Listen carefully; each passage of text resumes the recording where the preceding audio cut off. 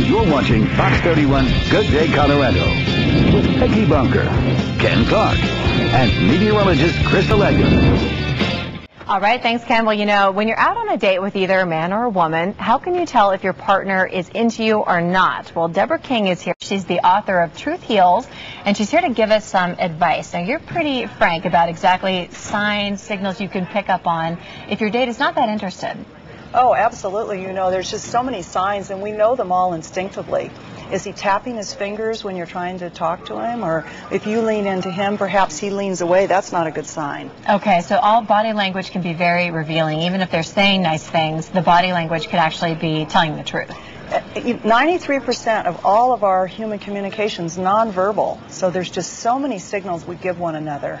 Now, one of the specific questions I know your book addresses is, what if you're in a restaurant and you're on a date and the man that you're with is watching other women walk by, or maybe the server is a very attractive woman? What does that tell you if he's kind of, his eyes are drifting and he's watching other people there in the restaurant? Not a good sign. It means the dessert probably won't be too sweet. I'm sure you mean that in a lot of ways. So what are some of the other signals? You said the tapping of the fingers, if he's distracted. Pulling away, turning away from you.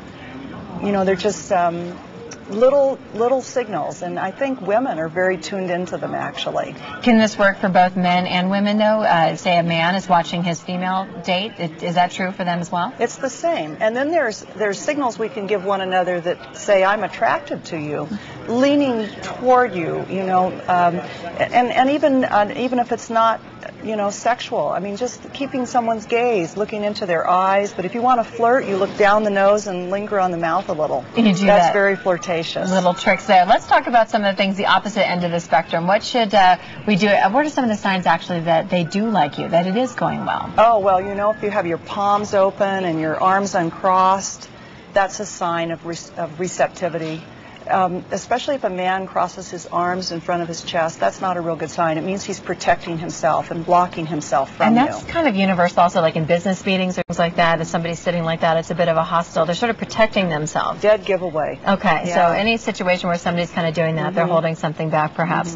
So isn't there a kind of an instant chemistry thing, though, that you can just tell on a date if it's working or it's not working? Is really the body language the giveaway? It is, and you're picking up on it. It's subliminal.